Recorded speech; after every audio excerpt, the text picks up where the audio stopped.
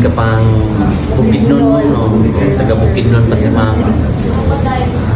Ano sa history? History sa imo? Kaya siya is, lagi siya upuan, sir. Tawag na. Lakining. Blakining siya. Color ni siya, tapos i-blakining din ako. Kanang different kind of kanang banser, kanang color. Then, black din ako siya itong October last year. Oh. So, ang gusto mo i-target ka ron? Wala yun siya, sir. Pero dili lang kanang light kayo mag-dark lang.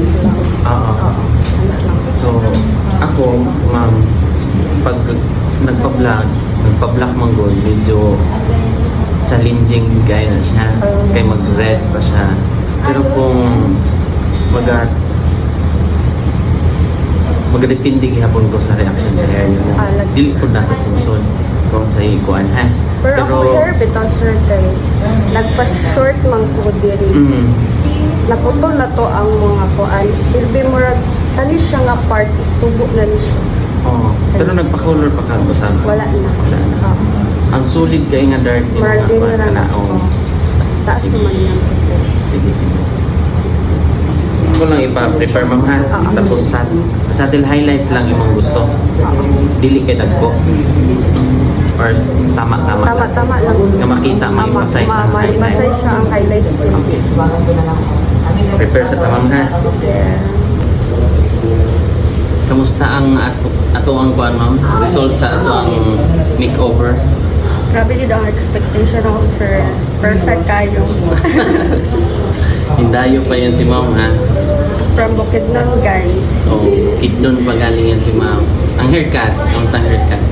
Sada po, sir, akong pakita sa imo nga expo is nakuha yun kay nimo ang kuan Layered.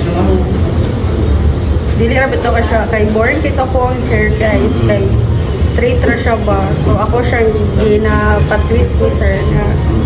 Tapos nilagyan natin ng curtain bangs. Yes. Tapos connected yung layered niya, ma'am.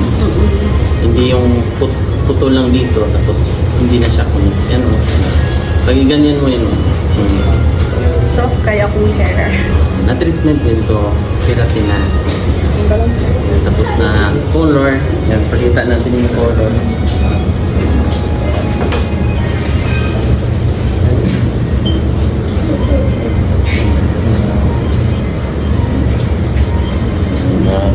Yung highlights niya.